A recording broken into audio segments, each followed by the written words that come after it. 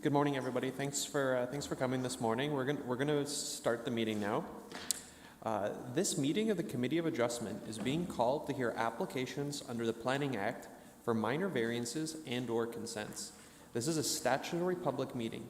Anyone having an interest in any of these applications may make oral or written submissions for the committee's consideration. This committee will then render a verbal decision today, and the agent or its applicant will receive a copy of the committee's decision in writing via email, within 10 days after this meeting. Each application will proceed through the same process. First, planning staff will introduce the staff recommendation that was posted previously on the City of Kitchener's website just this last Friday. I will then advise the committee of late written submissions that should be circulated before we hear that individual application. And I assure you that we have received numerous letters from the public, so thank you for those. At this point, I will confirm with the agent or its applicant if they have reviewed the staff report and if they are in support of the staff recommendation. At that point, I will invite members of the public and to provide oral submissions. And I ask that if you do wish to provide oral submissions, you sit on your right or my left in the first chair. At that point, my fellow committee members may ask questions of the parties in opposition or the applicant. Finally, the committee will ask questions of staff, enter debate, and render a decision. The decision may be to either approve, reject, or defer each individual application. So the first order of business is the minutes of the March Committee of Adjustment. So the minutes as circulated, and I understand we have some comments from Member Hanna about the minutes.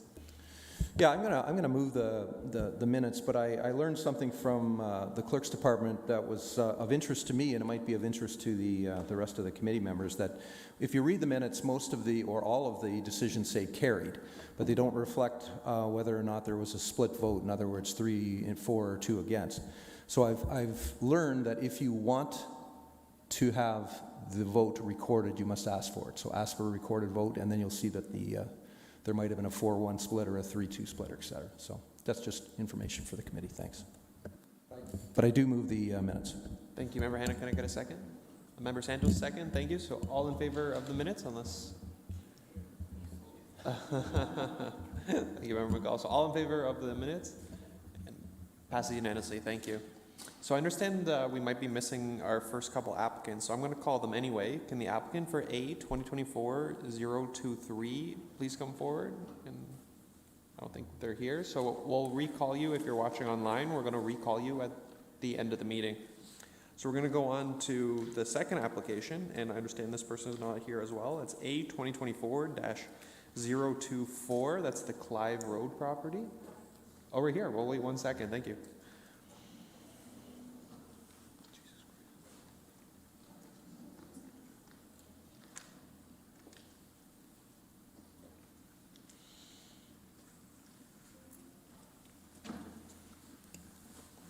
And now that he's seated, can staff please introduce the application? Yes, we're going to talk about minor variance application A2024-024 for 101 Clive Road.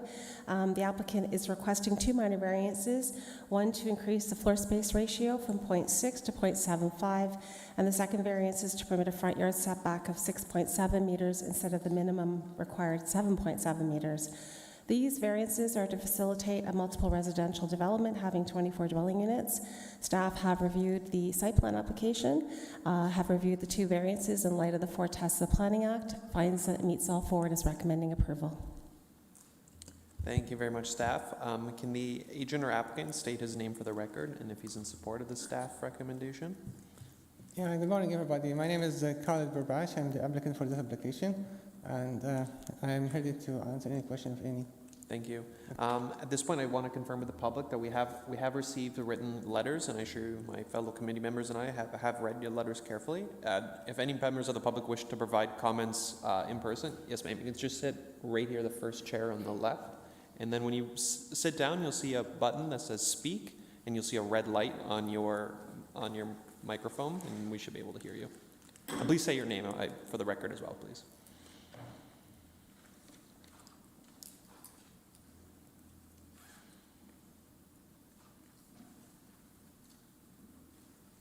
Yeah, you're good to go. Okay, great. Thank you. Thank you for seeing me. My name is Natalie Sebastian. I'm speaking on behalf of several of the neighbors. Oh my goodness, this is very intimidating, I'm not going to lie. So I am speaking into the variance of 101 Clive Road, requesting a minor variance for a floor space of 0.75 rather than the maximum permitted, which is 0.6. To permit a front yard setback of 6.7 rather than the required 7.7. So, I asked the committee, thank you for your time, I am speaking on behalf of several of the neighbors of this neighborhood. Is this variance minor? I believe it is too large and too important to be considered minor. The latter reason can be resolved by determining the extent of the impact of the neighboring properties in the immediate and general area. The primary issues raised for the abutting owners are related to loss of sunlight, privacy, views, spacing, and openness, which may result from the mass and height and bulk of the proposed development. There are also issues related to access to trees, parking, drainage, traffic, and noise. As I am, again, speaking on the behalf of several of my neighbors, we have several questions, and I asked the committee if they could speak plainly and slowly as the meeting is recorded, and I thank you in advance for this. So I'm going to read the questions in a whole, and then time permitting, then if you can answer some of these questions. First question. Architectural drawings have not shown the location of the windows or the height of the building. Are the variances requested vital to the project, or does it just give more space to the lot? If the buildings were held to 7.7 meters instead of the 6.7 requested, what would the project look like? Without architectural drawings, how high are the buildings? What do they look like? Will the design fit into the character of this neighborhood, Eastwood neighborhood? With a FSR of 0.6 instead of the requested 0.75, what would the project look like? Is this a request just to maximize profit? Will the buildings cause loss of sunlight, privacy, openness to the buildings, massing, balconies, and window locations? No shadow study has been done. Can 107 and 85 Clive install solar panels and still have them be effective? There has been no traffic study supplied. How many cars and trips are expected? With the average of 28 spaces, average 4 trips a day, in this neighborhood, on that one street, will be 112 per day. Will the developer be able to come back for more variances at a later date? If yes, why? With no grading plan, how can we tell where the rainwater will go? This project will cause a massive disruption to the neighborhood, noise, traffic, and worker party. The abutting properties have absolute air and subterranean rights. At 101 Clive, no one can dig or use the equipment which extends over or under or undermines the abutting properties of 95 Clive, 107 Clive, 218 Montgomery Road, 212 Montgomery Road, 208 Montgomery Road. With these questions, how can the committee entertain any variances to 101 Clive without these questions answered? Thank you. I submit those questions, and if you can address some of those questions, again, just speaking plainly for my neighbors who are not able to attend this meeting. Thank you very much for your time. Thank you very much. Did any of my fellow committee members have questions for the party in opposition? Yeah, Member Hanna. Thanks for your comments, and no worries, just relax. It's all good. Where do you live in relationship to the subject property? I live directly behind at 212 Montgomery. Okay, perfect. And the rest of the neighbors you're representing, where do they live? 208 Montgomery. Then the abutting properties on either side on Clive, and all the properties that I listed. Thanks very much. Does any of the other committee members have questions? Any questions or member call? Thank you, Mr. Chair, and through you to staff. There were a number of questions that were raised by the delegate, things like building height and some others. Would staff like to make a comment on that, just for the education of the applicant? Yes, thank you. I'll try to recall all the questions, and if not, I can certainly ask you to re-ask them. The proposal will meet all the other zoning requirements, so the only variances before you today are the FSR, the floor space ratio, and the front yard. There are no side yard variances or no rear yard variances or no building height variances. So the development would meet all the side yards. It would meet the height. Through the site plan approval process, we will review grading plans, lighting plans, elevation plans. There's no traffic study required through this development. Maybe Dave can speak to the reasons why, but it is already zoned to permit the use. So we typically don't require a traffic study where there's a variance involved, unless the variance is to the parking requirements. And so this development would meet the required parking. They're not asking for a parking reduction, so we typically would not ask for any sort of parking justification or traffic study with this type of application. The front yard variance is as a result of the Rian study. If it's the average of the abutting lots, the front yard, and given the curvature of this street, the way the homes are situated on either side of this property, it requires a 7.7, which is more than the typical front yard setback in our zoning bylaw. So 6.7 in staff's view is still a sufficient front yard. And meets the character and general setback of buildings on the street. Changing that to meet the 7.7 could have impacts to meeting the required parking spaces on the property. So we'd have to shift building A back slightly onto the property. So it might have resulted in a parking variance that was requested. We didn't want to shift building D back because we wanted to maintain a 7.5 meter rear yard in that location and not ask for any variances there. So I think the front yard setback in staff's view is minor, a meter, and it does allow the site to maximize the parking and the landscaping and meet the other setback requirements that are important. Hopefully I've answered most of the questions. I'm not sure if there was anything else. One of the other issues was building height, and I read the report, and it looks like they're proposing 11 meters. I just want a confirmation of that, and I think that's roughly 3 or 4 stories, correct? Yes, that is the building height for a single detached dwelling as well in this zone. Yeah, Maria? Just had a couple of other questions that I think staff can respond to. There was an earlier site plan that was proposing 21 units rather than the 24 that had received conditional approval. Did that site plan comply with the floor space ratio? Yes, it did. Okay, and it said it was, there was 3 buildings proposed. That particular concept plan wasn't included in our staff report, and I would be very curious to look at that. Because I have a bit of concern where they're placing building B. I recognize it meets the 7.5 meter rear yard setback, but clearly if it's 3 or 4 stories with the balconies, they're going to be overlooking, and that's why I asked the resident what her address was, because 208 and 212 are going to be severely impacted by overlook. So I'd really be interested to see the concept that did comply with the floor space ratio. Yep, Member Gambetti? I think for me, I would just appreciate to see some elevations, mainly. It would make it a little bit easier to see the balconies on the back and how tall it is.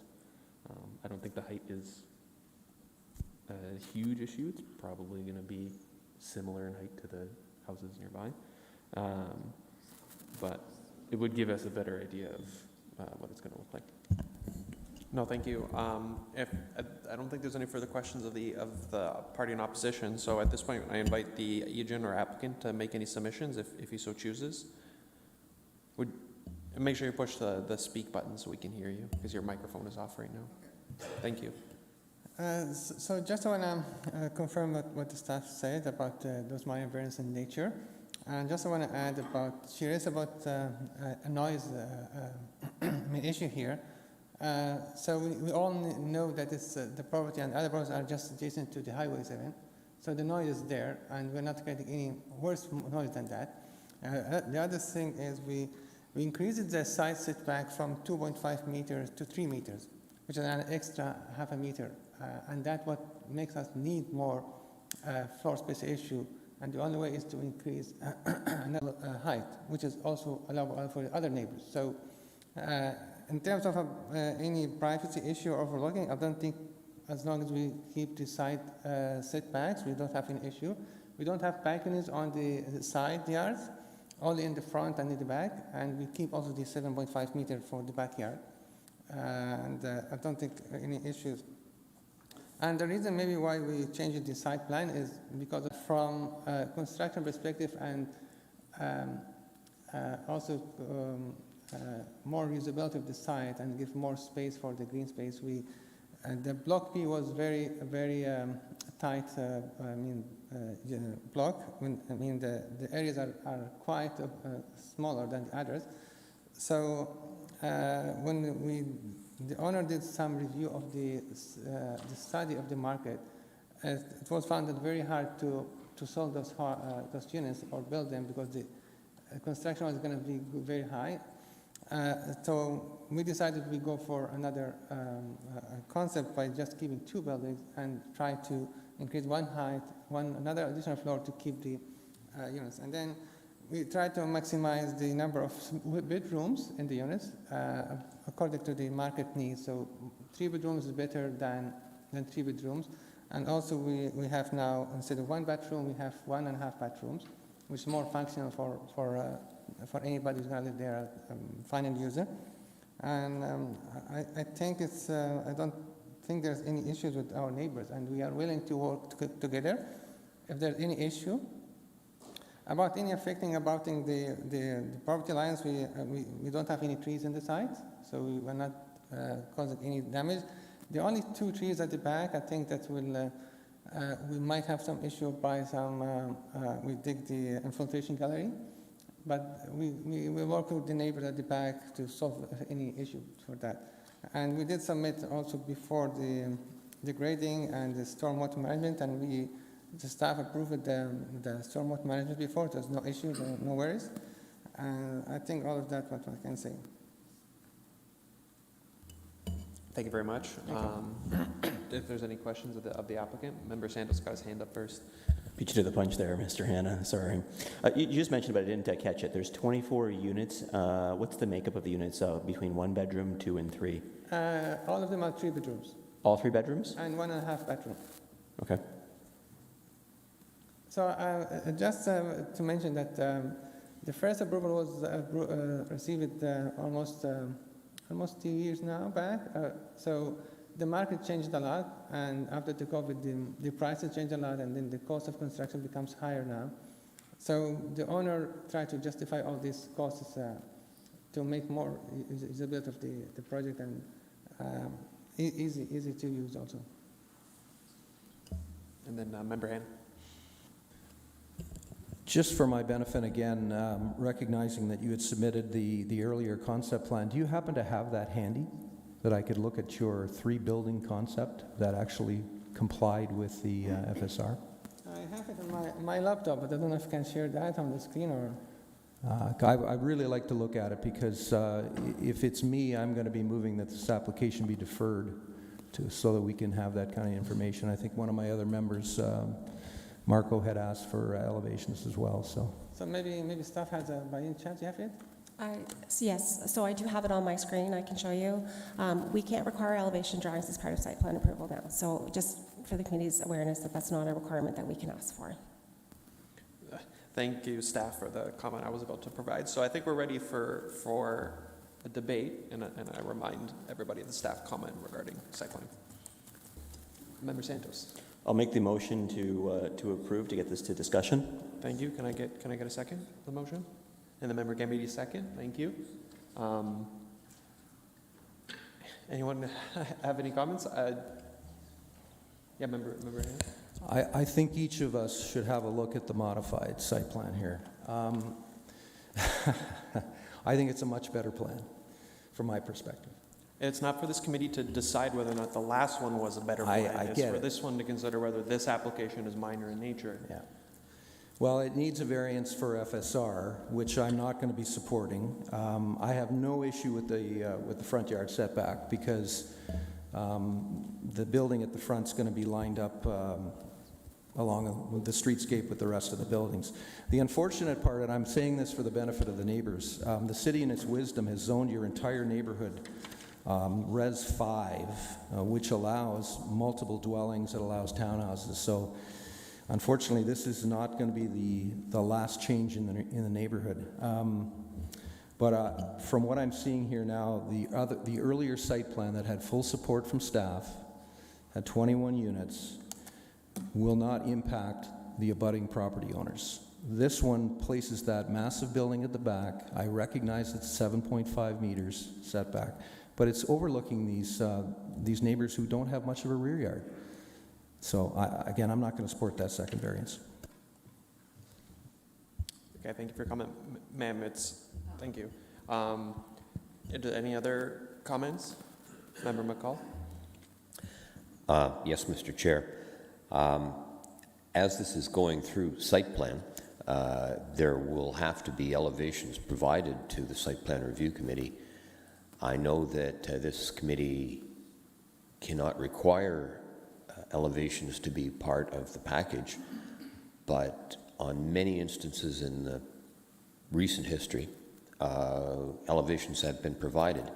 And I'm quite certain that if elevations had been provided, it would have addressed a number of questions from the committee as well as the neighbors. So this is just a comment, not a motion or anything like that. It's just that sometimes a picture's worth 1,000 words. So it would have been very beneficial to the committee to have received elevations. That's my comment for the moment. Thank you, Member And McCall. may I just want to respond to that, and staff would love to see elevations as well. Our hands were tied when the provincial changes happened with Bill 23, Bill 109 last year. The provincial government took that power away from municipal staff. Yep, Member Santos? Yeah, I'm going to be voting in favor of this. It's difficult and reluctant because I hear from the neighbors, and it's really challenging, just because you're going from one home to 24 units. But the challenge is us here as a committee, our hands are tied. The property has the zoning for it and allows for it. And in fact, it does seem very minor, the 1 meter setback. So I can appreciate that. But if I can follow up a question through the chair, is I'm curious to Member Hanna's comments regarding floor space ratio and not accepting that and what that would mean. So maybe a question for Member Hanna and then to the applicant as well. But it's difficult to accept this because I appreciate where the neighbors are coming from.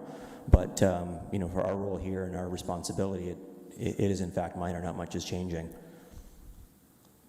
And sorry, may I interject again? I had the incorrect site plan, approved site plan. The file planner just sent it to me now. Mr. Hanna, if you would like to see.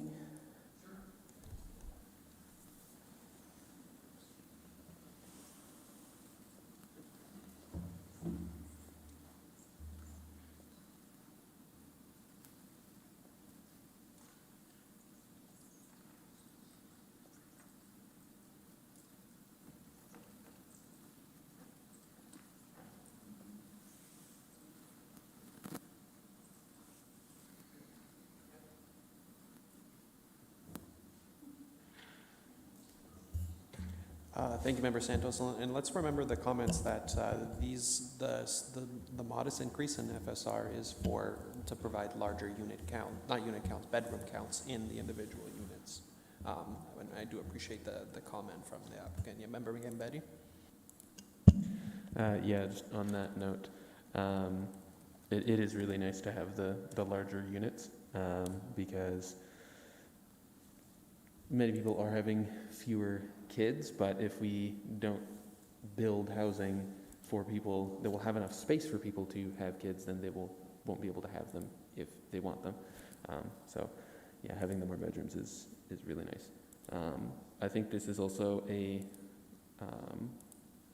really good property or lot for this kind of development, because it's one of the largest lots in that sort of immediate area, which allows them to build lower, but still get sizable units and a good number of units without building super tall. Given Member Hannah's comments, may I suggest one of my fellow members make a friendly amendment to bifurcate the vote, so we do one vote for the FSR and one for the setbacks? And as a chair, it might have been inappropriate of me to suggest, but Member Santos? Does Member Hannah want to make that motion? And then this is... Well, I was just going to suggest that we split the variances into two recommendations, and I think the clerk can do that quite easily, because then we can vote on the front yard setback first, and then we can vote on the FSR second. Do we need to kill the motion on the floor? Member McCall? Or? Sorry, I missed that, but I do have a question for Member Hannah, that he had commented about a deferral. I'm not sure whether that's still your same state of mind, and if you were going to do a deferral, would it be just on the FSR? Deferral's not going to help, so you can rest assured the deferral's not going to help. So. Okay, so I guess we'll do a vote first on the setback. Is that okay, Madam Chair, Madam Clerk? Yeah. Okay, so all in favor of the setback variance, and it passes unanimously. And we'll wait for a thumbs up. Ask for a recorded vote on the second one. Thank you. And then I guess we need another vote, another motion to. Just a question, if they don't get the FSR, what happens? Then his zoning bylaw, staff can inject, but the zoning would, on his property, it's site-specific zoning that allowed less setback, but the standard FSR. I guess standard FSR, I should do this, not that. Can I try to answer that question? So he did get a conditional approval on the earlier 21 unit one that would not have required the FSR, so he could build that one technically as well. Sure, I'll open the floor to the applicant. Yeah, thank you very much. So I think, in my opinion, the minor variance for setback and the minor variance for FSR has to go hand by hand, because otherwise we cannot meet the 3 bedrooms, all units, the 3 bedrooms and 1/2 bathroom, which is, I think everybody favors 3 bedroom rather than 2 bedroom. And the other thing, we tried not to ask for any parking minor variance, not to cause any issue for that, because we need to meet that and make it for any residents, they have their own spots and their visitor spots. That's to avoid any overspill of parking in the streets, so we don't bother the neighbors. And that was the main thinking. So if we're going back to 0.6 FSR, I don't think it's going to make any sense for us. Because we eliminated that building, and we need to make it really workable for the benefit of the community too. Thank you. Thank you for your comments. Yeah, just for the benefit of the neighbors, I'm going to vote in favor of this. It's just for that reason, though, as well, that we're getting bigger units here as far as 3 bedrooms, which I think we need. We see so many times just small units. And the fact that they're not asking for a variance for parking, I do appreciate, because we do get a lot of them where there's just not much parking and then people are parking on the street. So I do appreciate that. So for that reason, I'm going to vote in favor of this FSR. Thank you, Member Santos. Any other comment? Are we good to go to vote? 3, 2, 1. So all in, Member Gambetti, there you go. You always hold me up. Sorry. Yeah, I just wanted a clarification, sort of a process thing. So we're just we don't have to do any amendment or anything. We've already taken care of the split, so we just go straight into vote? For the FSR. No. Okay, cool. Thank you. Member Hannah? Just for clarification, I did ask for a recorded vote on the second resolution. Okay, so all in favor of the FSR, not FSR variance. All in favor? So Member Santos, Pateman, and Gebetti approve, and then all opposed. Member Hanna and Member McCall, and I'm assuming Mr. McCall would like his vote recorded. There you go. So the both variances are approved, so thank you very much. Okay, thank you, everybody. Have a good day.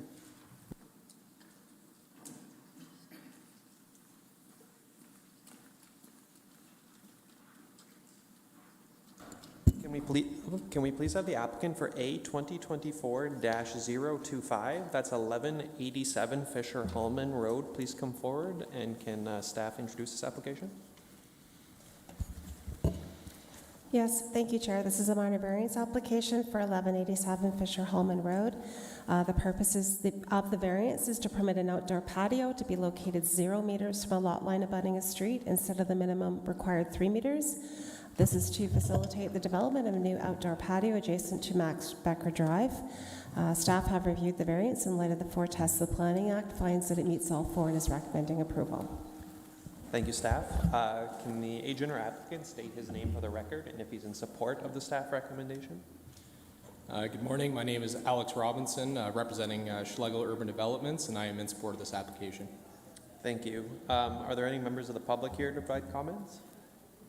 Don't believe there are. At this point, did you wish to provide any further submissions to the committee, or open the floor to questions? No, I'll keep my comments brief here. I think this is a fairly simple application, just asking for a bit more room to construct a patio adjacent to Max Becker Drive there. We only have 3.2 meters between that setback and the existing building, so just to provide for a more functional patio design. And I think the staff report speaks to it. It talks about activating the public realm and providing more versatility to the commercial uses, so I think they hit the nail on the head there. Thank you very much. Member Santos, you have any questions? No? If there's no questions or discussion, I'll make this, I'll move to approve as presented. I had a silly question. I thought this was I've been through the plaza a lot, not recently. I thought this was a private driveway. Is it a public right of way? Am I just confused? Max Becker Drive is the public right-of-way, and then there is a private main street that goes between buildings 400 and 600, just a little bit more to the west of where this variance is requested. Yep. So I think that might be what you're speaking to. I think that's what I'm confused about. Okay. It's been a while since I've been out there, so thank you. So then I'll let Member Santos do his vote now. I'm sorry. Sorry, I'll make that motion then to approve as presented. Yeah. So any second? Member Gebetti, second. Thank you. I don't believe there's any debate. So all in favor of the motion on the floor? And this one passes unanimously. Thank you. Thank you.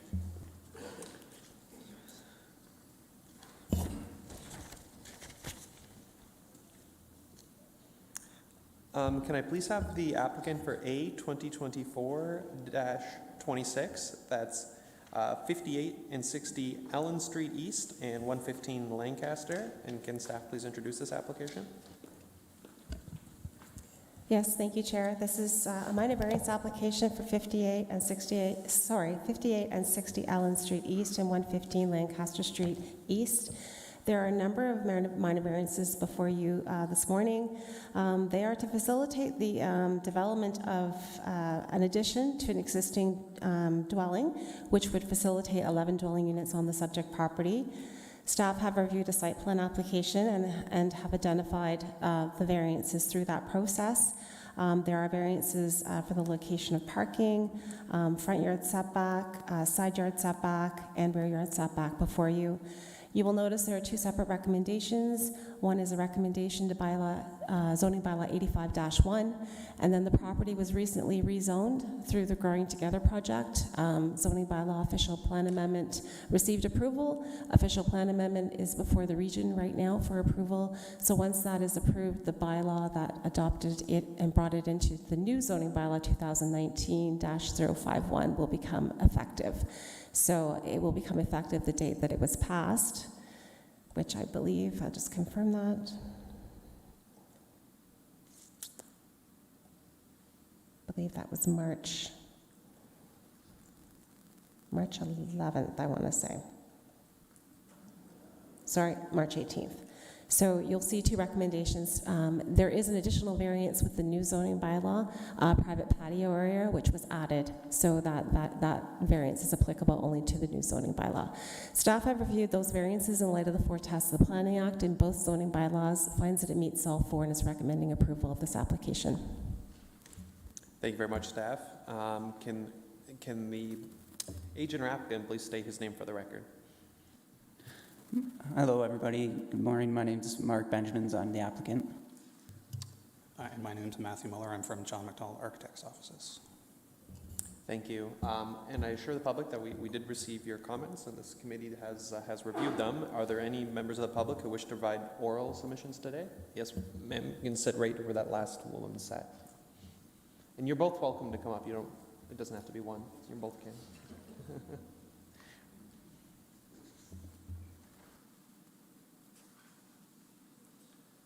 Oh, and then, yeah, I understand you brought additional documents, so we'll circulate them right now as well. So when you get comfortable, push the speak button you'll see, and then please state your name. And the light will turn red. Yeah, you're good to go. Thank you. My name's Nancy Ashley. Oh, ma'am, we can't quite hear you. Sorry, just pull it to your mouth a little bit. Perfect. Thank you. Good morning. My name's Nancy Ashley. I'm here to speak for myself and my husband and several immediate neighbors. It is merely by chance that it has come to my attention and to the attention of my immediate neighbors that the applicant, Benjamin's Realty, is requesting a minor variance on the subject property. I'd like to begin by saying not only do I find these requests to be excessive, I believe that the applicant and the city have misrepresented the description of this property to promote their own self-interests.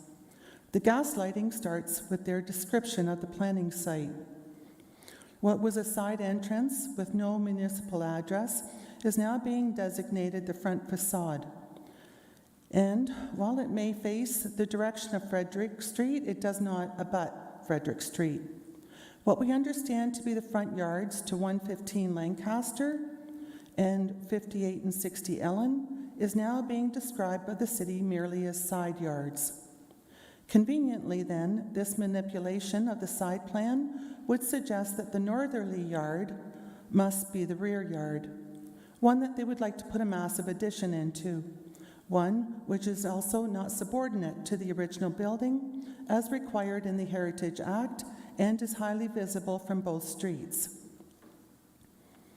This commonly accepted understanding that the front yards are those facing Lancaster and Ellen is supported by the CCNHCD, as stated in the architect's own original Heritage Impact Assessment.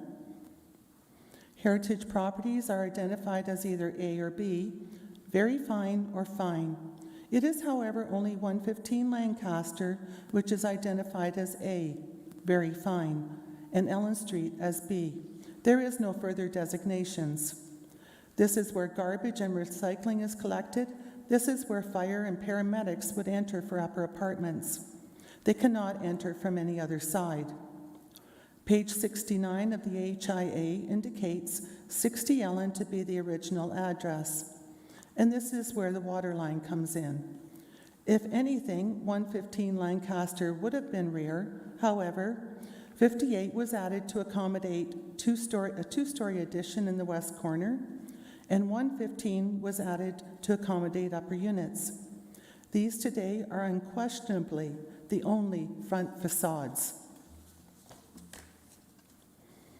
In the attached CCNHCDP, page 64, section 6, it states, in the CCHCD, there is the unique rhythm established along Lancaster of similar-sized houses, all turned to 45 degrees from the street, generating a sawtooth street elevation of primary and secondary building faces. There, the norm is established as the oblique relationship to the street and is reinforced by the repetition of houses at uniform spacing. Continuing, additions should be located away from the principal facades of heritage properties. preferably at the rear of the building to reduce the visual impact on the street. Additions should not negatively impact the symmetry. This is the city's own recommendations and heritage plan.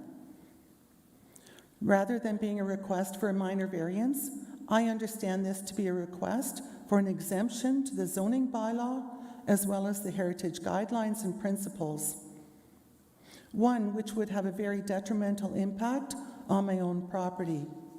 I am requesting a copy of the heritage permit, which is required for any new construction, and I was told is unavailable. Not only is this being permitted in a side yard, it extends into the front yard. My own house sits directly on the shared property line. With the 45-degree angle of my own home and the hockey stick bend of 115 Lancaster, the balconies of this three-story addition will now be looking into my front window. This is an invasion of my privacy. Something else that is clearly shown on my own survey is that the front yard comes out an additional 3 feet 6 inches. I have attempted several times to clarify this with the city and the applicant. I have received no response. Without clarification of property lines, this cannot move ahead. I am therefore requesting a survey certified by a licensed surveyor. Drainage. I am not seeing the square footage of the addition or of the original property in either the staff report or the revised HIA. But I do believe that in the original HIA, it showed that the square footage of this proposed addition is greater than the original building. I am also not able to see the square footage of the lot, but I do not believe that the ratio of building size to lot size is sufficient to direct water away from my own property. Heritage homes in the CCHD are over 100 years old. They are constructed with rubble stone and lime foundations, making them particularly vulnerable to water leakage. Lot drainage problems created by any redevelopment must be taken into consideration. It is against the law for existing grades to be altered in any manner or for any reason to the detriment of abutting properties. An addition to this property will diverge water away from his own building and into neighboring properties. This is inevitable and may cause irreversible damage. I am requesting a copy of the stormwater management plan. Parking. The applicant in this request is also asking for permission to eliminate the existing parking spaces and install bike lockers. These would be an eyesore and an invitation for thieves. This would also be a violation of the Landlord-Tenant Act. My husband and I have 2 other properties on Gordon Avenue. Since the apartments on Gordon Avenue have started to charge for parking, we now have individuals who instead park on the street. In winter, and even during major snowstorms, the street doesn't get plowed. Enforcement is only handled on a complaint basis. Streets lined with parked cars are a safety issue for children, and this is a school zone. The accumulation of snow on boulevards causes vehicles to park far enough away from the curb to allow passengers to get in and out. With such narrow streets, this often means I can't get out of my driveway. Amenity value, shade. Every year since we have purchased and cleaned up the property we reside in at 111, I've been nominated for the City of Kitchener Garden Award. I choose not to participate because gardening is something I do for me. I don't want to turn this into a competition. I do, however, have a significant investment in flowers such as itopeonies, irises, delphinium, and many other perennials. All summer long, I have people who tell me they especially choose to walk along Lancaster so they can see my flowers. Ma'am, I appreciate your flowers, and your previous submissions have been very useful to this committee. I ask that you make comments relating to, planning, the size, the zoning bylaw, the official plan. Your previous comments were very succinct and very helpful for this committee, but the flowers is not useful whatsoever, and I apologize, it might sound rude, but it's the fact. I will continue. While the original HIA stated that there should not be any concern for shading, I did not see a professional report to support that, only their uninformed word. Is this variance necessary? I appreciate that the city would like to see this Gateway property cleaned up. However, we should not be held hostage by Mr. Benjamin, who believes he can only do necessary repairs and maintenance to his property if he is allowed to add on.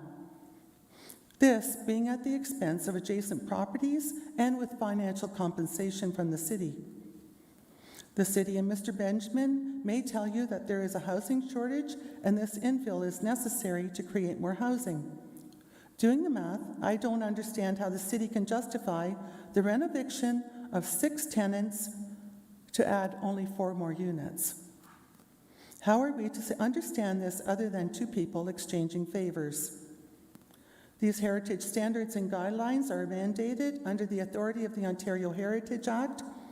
They provide a consistent and uniform framework, which is to be followed by the municipality. This is a legal agreement that the city signed on to. Our Heritage Committee are required to comply with their enforcement. Their principles are rooted in accountability and transparency, taking into consideration the view of interested persons and community. These decisions are not meant to be resolved behind closed doors, and the assessment of impact created by proposed changes should not be limited to a report bought and paid for by the same persons whose interests they represent. And I will say thank you, and I have submitted a petition from my immediate neighbors. And thank you. That petition has been reviewed by my fellow committee members. Did any of my fellow members have questions of the party in opposition? No. No, and again, thank you, ma'am. Your comments, other than the flowers, very succinct, and I do appreciate how well thought out they were, and I assure you they were very helpful to this committee. Did the agent or applicant wish to provide any comments for in response? Yes, I'd like to respond.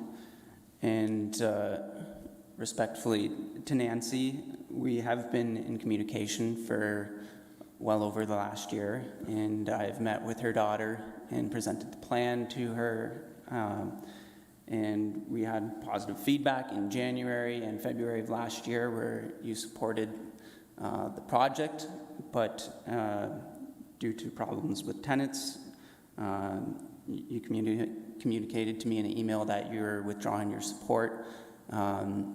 So it's hard for me to reconcile, particularly what it is about the project that you're not in favor of anymore.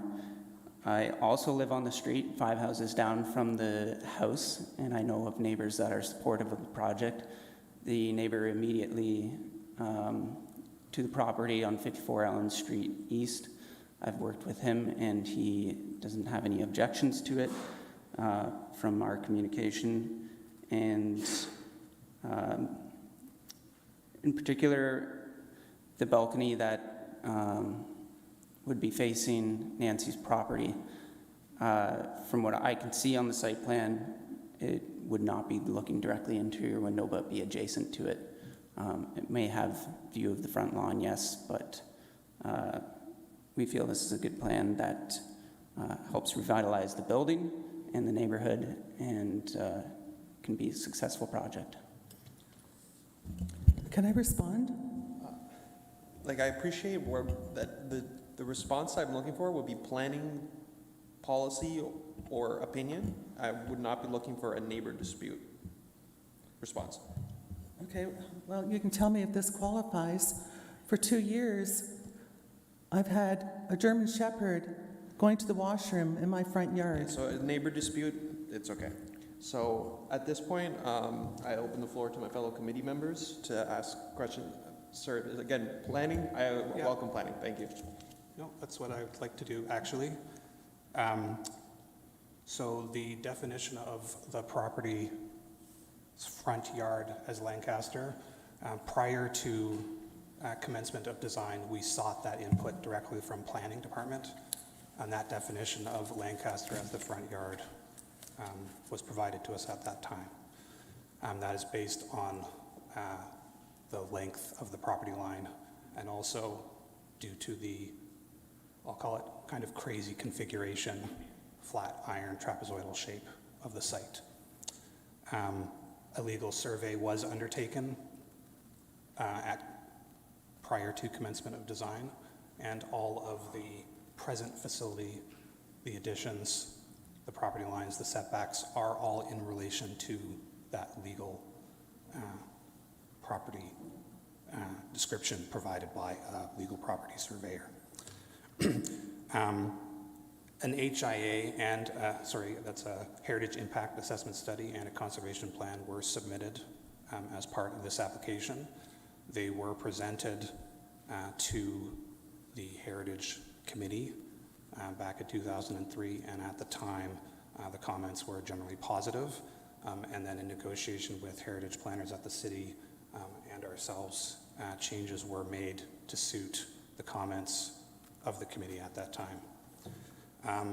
A heritage permit application has not yet been made. One will be made. It is a requirement for this application and project moving forward. The timing that was discussed through this process was to proceed with Committee of Adjustment and Minor Variance first, and then proceed to heritage permit from there. Regarding parking, the existing parking is within the open street yard along Ellen Street. All 5 of those spaces were defined as non-legal, non-conforming, and would not be able to exist in any capacity moving forward through the design, regardless of how we proceeded moving on from here. So the number of parking spaces that we have shown likely represents the maximum that we would be able to achieve regardless of what we were looking to do. So I'm sort of trying to stick with some planning and address some of the planning concerns that Nancy addressed. I would like to point out that in the present, I'll call it present, but the old zoning bylaw, the side yard setback and building height along Nancy's property are achieved. In the new zoning bylaw, although that setback has been increased by a meter and we are seeking relief from it, what has also increased is the height. The minimum height is now permitted to be 11 meters. The maximum height, I believe, is 24 meters, which would allow for a 3 to 8 story building within approximately 3 meters of that property line, and we are not looking to increase the height of the present building in any real capacity. In terms of stormwater management, the property area is less than a hectare, and it's my understanding that for stock properties that size, a formal stormwater management is not required. However, there is no intention to drain further property or site area onto the neighbor's property. Grades at the property line will be maintained, and the site servicing and grading plan that is being prepared as part of this process will demonstrate that. Thank you very much. Any questions of the applicant or the agent? Yep, Member Hanna. Just before we go to the applicant and staff, did we check to see if there was anybody else in the gallery who wanted to speak? I only saw one hand, 2 hands go up of the couple. Just want to thank you for clarifying that. I do have questions of the applicant, if I can proceed. Perfect. So from your perspective, how many parking spaces exist now? Legally, 0, but there is space for 5 cars parked informally with their bumpers over the Ellen Street sidewalk. So why do you say from your perspective there's 0 legal? That is the definition provided to us by planning. I'm going to get that clarified from staff in a second anyway. Size of the units, existing and proposed. Can you give me the kind of one-bedroom bachelor kind of layout? What are we looking at? Sure. In the existing, there will be two bedrooms, 3 one-bedrooms, and 2, for all intents and purposes, we'll call them bachelor suites. That's generally matching the size of the 6 units that are in there now. And then in the addition, there are 4 additional units. They are each 1 bedroom. The 11th unit is a new unit in the basement of the existing, and it is one of those bachelor units. So there will be a mix. None of the units are accessible right now, but 2 of the units in the existing are proposed to be made barrier-free accessible. We, as a committee, received an interesting letter from one of your current tenants who says that they have access to a parking space. Will they have access to a parking space going forward? Going forward, when he returns to the building, there will be no parking space available to him. We have made an offer to him previously to move to another apartment that we have at a different building, and he decided not to take us up on that offer, but we certainly would be willing to work with him in the future. We have another property on Lancaster Street that has 4 spaces, and currently none of them are used by tenants, so we could have a discussion with him too about parking down the road. Thank you, Member Hanna. Unless save for any other questions, we go into debate. Yeah, Member Hanna. Yeah, I do have follow-up questions for staff. So staff, again, parking. How many legal parking spaces exist? Through the chair, the plan I'm seeing, there are 2 legal spaces that they have, and they meet the length and width of 5'5". And this happens quite often in areas like this that are built up already and have existing sidewalks and boulevards already. There's a distance between the back of the parking space and the back of sidewalks, so even if there were potentially to be an overhang, I would think that it wouldn't overhang into the sidewalk. When I drove by the property the other day, it looked like you could get 5 or 6 parking spaces on site. Some of them might actually even be stacked. I'm confused by 2. Well, I can only look at the plan that I had looked at. I don't know about what's going on there right now. But I can also speak to the amount of limited parking that is being provided. It's not unusual to have sites now that don't provide parking. I know it sounds odd to say no parking for some places, but this is a thing that's happening. And this is something that's happening in our downtown, which ironically, had this property been across the street, it would have fallen under the downtown zoning, and 0 parking would have been it would have been afforded that opportunity. And generally what happens with these types of developments is that it's on the applicant's side to ensure that the people that are coming to the site understand that they don't have a parking space available to them. And going in and knowing that, there shouldn't be a parking issue. And if people do need parking, there's surface parking lot across the street, there's a parking garage, there's on-street parking available as well. So if people do have a car and they want to have a space, they can come to the city and they can rent one monthly if there's spaces available. Just to follow up, and I think, Tina, you'd be able to help out here. I was a little confused by the report in terms of parking. I know from the 85 bylaw, it's 15 spaces required, and then I went to the 2009 or 19 was 11. The changes that are occurring now through the OP and the zoning process, what's that going to mean for this property in terms of parking, if they got approved, the ones that were recently adopted?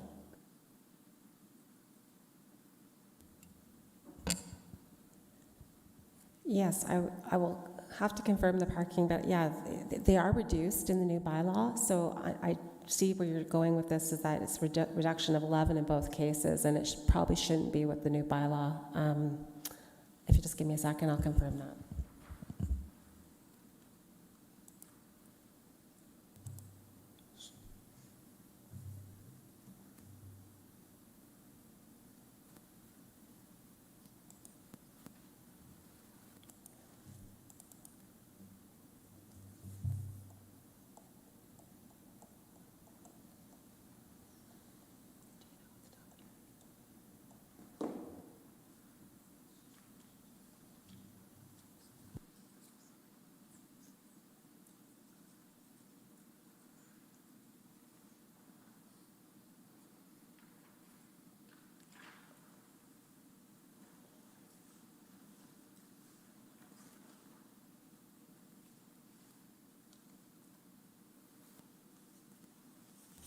I asked that question, Tina, because usually there's something in the report that talks about if certain things were approved, what would it be?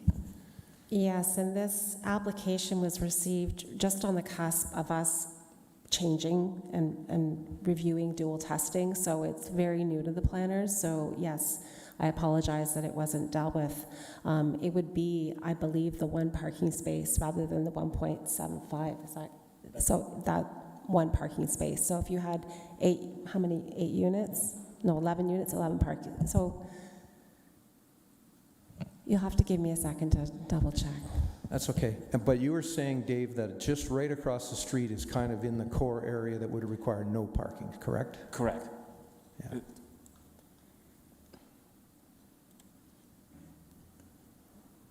Save for a further question, Member Gambetti? Yeah, just for the information for the rest of my community members. It's basically just across the street from Center in the Square, so it's basically downtown.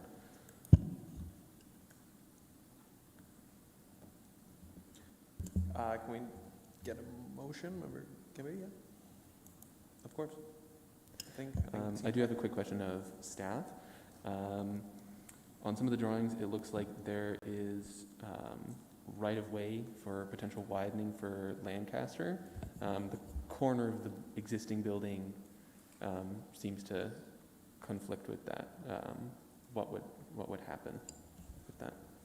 Yeah, I can take that. Through the chair, yeah. Our department asked for the road widening along the frontage of Lancaster Street East, and I spoke with our legal department, and the way we took the road widening is we took the initial widening and then we followed the contour of the house. So the house itself is not going to be part of the road widening. So it follows the contour of the house, just like it shows on the plan of whatever it was. I think it was part 1 of the road widening itself.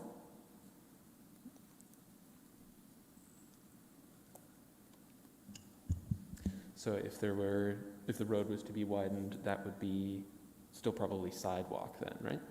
Yes. Okay. Thank you.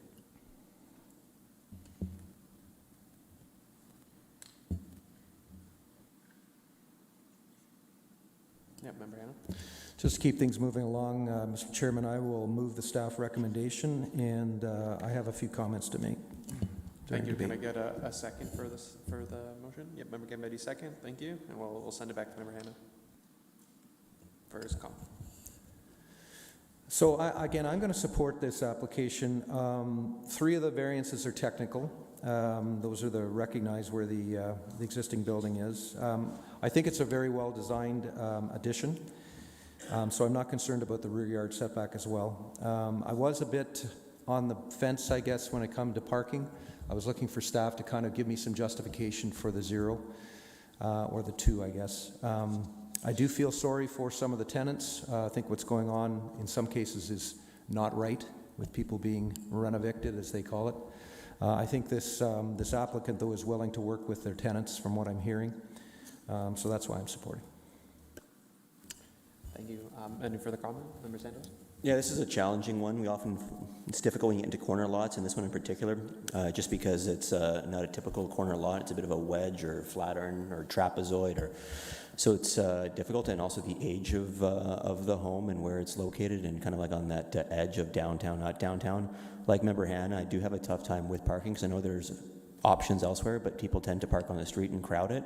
So it is a bit of a challenge, but yeah, this building does need some new life and energy, so that is a positive with it. But yeah, these applications are always difficult to understand, but most of the variances here do seem to be technical in nature, and it seems like there's a lot of them, but in reality, maybe they aren't that complicated, though. So all in all, I'm speaking in support of this application. Thank you, Member Gambetti. Yeah, I was a little worried about the parking as well. I'd like to see less parking, but if people end up parking on the street anyway, that doesn't really help. But I am very happy to see a bunch of bicycle storage. I don't see the exact number, so I guess I'll ask the applicant. There's 1 for each unit, so 11 in that northeast corner and then there's 3 against the building in the crux of the addition there. Cool, yeah, thank you. It's very close to downtown, and downtown is getting lots of bicycle infrastructure, so I think that's a very practical alternative to vehicle parking. Takes up a lot less space. Thank you. Okay, thank you. So no further comments. All in favor of the motion on the floor, which is to approve? And it passes unanimously. So the application for minor variance is approved. Thank you very much.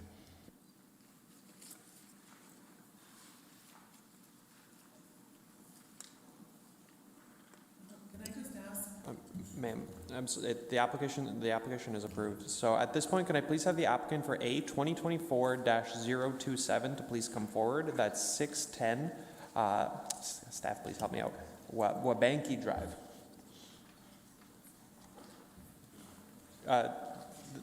Sorry?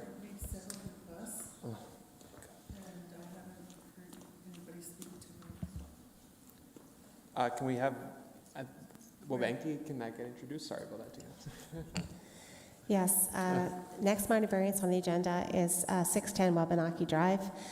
It's a minor variance to permit a maximum parking requirement of 67 parking spaces instead of the maximum permitted 26. This is to facilitate the creation of parking spaces in an existing graveled area of the property in accordance with a conditionally approved site plan. Staff have reviewed the variance in light of the 4 tests of the Planning Act, finds that it meets all 4, and is recommending approval. Thank you, staff. Can the agent or applicant please state her name for the record and if she's in support of the staff recommendation? Hello, my name is Jenna Wenzel. I'm a planner with GSP Group, and I'm representing the owner of 610 Wabanaki Drive. I've read the staff report and am in agreement with the recommendation. Thank you very much. If there's any members of the public who wish to provide comment, I don't believe there are. I open the floor for questions of the applicant. No? Did you wish to provide further submissions, or? No, I'm okay. Thank you. Thank you. So at that point, I look forward to a motion. I'll make the motion to approve as presented. Thank you. Can I get a second? Member McCall, second. Yeah, very minor. So all in favor of the motion on the floor to approve? And it passes unanimously. Thank you. Can I get A 2024-028? That's 54 Franklin Street to please come forward. Yes, thank you, Chair. This is a minor variance application for 54 Franklin Street South. It's a minor variance to permit a lot width of 12.1 meters instead of the minimum required 13.1 meters. This is to facilitate the conversion of the existing single detached with 1 attached additional dwelling unit or a duplex to a triplex. Staff have reviewed the variance in light of the 4 tests of the Planning Act and finds that it meets all 4. This variance is to the current 2019-051. Staff recently took a report to council enabling 4 units everywhere in the city. Those changes to the zoning bylaw are not yet approved, but that application would meet those new requirements and not require the minor variance application. So the variance is to the bylaws that currently is right now. Thank you very much, staff. Can the agent or applicant state his name for the record and if he's in support of the staff recommendation? Good morning. My name is Kevin Boland. I'm with King Street Construction. I'm the authorized agent of the owner, and I support this application. Thank you very much. And then on that, we did receive comments in this committee, and they were circulated. If there's anyone here to provide oral submissions, I ask them to please come forward. I don't think there are. Did the agent wish to provide any submissions for this committee's consideration? I did read through the comments. We are not changing the house whatsoever. Right now, it's a duplex, main floor, second floor. We are looking at the third unit in the basement, no additional living space added. Thank you. Did any of my member Campetti know? Yeah, I looked at the plans. It looks like there's a door to the stairs between the ground floor and the basement, and so it looks like that will be an additional entrance, and they're creating a basement unit. Cool. Thank you. Thank you. Any further comments? No? If not, I look forward to a motion. Yeah, Member Hanna? I'm going to move the staff recommendation. I'm glad staff did clarify that if the new zoning bylaw regs coming forward under enabling 4 units were in place, this wouldn't require us to deal with this variance. So I've been following that enabling 4 units all the way along, and this is the type of thing that we need to see. Somebody keeping a building looking exactly the same and providing more accommodation. Thank you. So that was a motion. I'll second it. Okay. Member Santos seconds. All in favor of the motion on the floor? And it passes unanimously. Application is approved. Thank you. Thank you.